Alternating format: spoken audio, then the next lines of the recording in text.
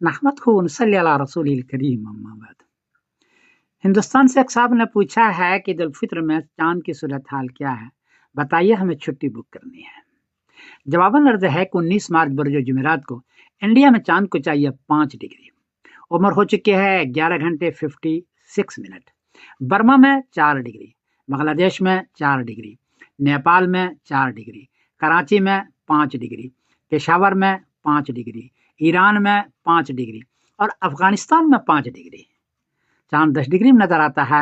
यहाँ इस खत्ते के अंदर 4 डिग्री और 5 डिग्री है, इसलिए 19 मार्च बरोज जुमेरात को चांद नजर नहीं आएगा।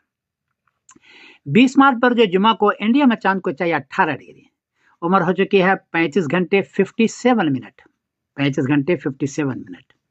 बर्मा में 17 डिग्री, बांग्लादेश में 17 डिग्री, नेपाल में 18 डिग्री, कराची में 18 डिग्री, पेशावर में 18 डिग्री, ईरान में 19 डिग्री और अफगानिस्तान में 18 डिग्री।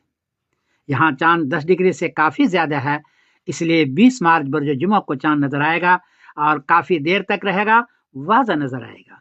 और 21 मार्च बरोज शनिचर को ईद उल फित्र होगी सारे खत्ते के अंदर इंशाअल्लाह।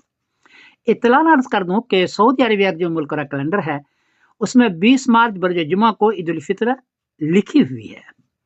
19 मार्च बरोज जुमेरात को वहां चांद की उम्र है 14 घंटे 8 मिनट। 6 डिग्री ऊंचा है, 30 मिनट मतले पर रहेगा।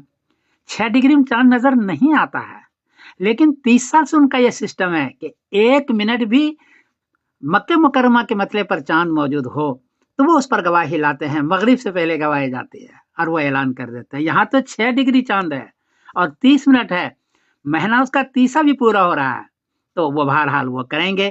30 महीना पूरा कर रहा है वो, तो 20 मार्च बरोज जुमा को वहाँ ईद उल फित्र है और उसकी इत्तबा करने वाले लोगों के लिए भी यही पैगाम है। बाकी देखिए होता क्या है।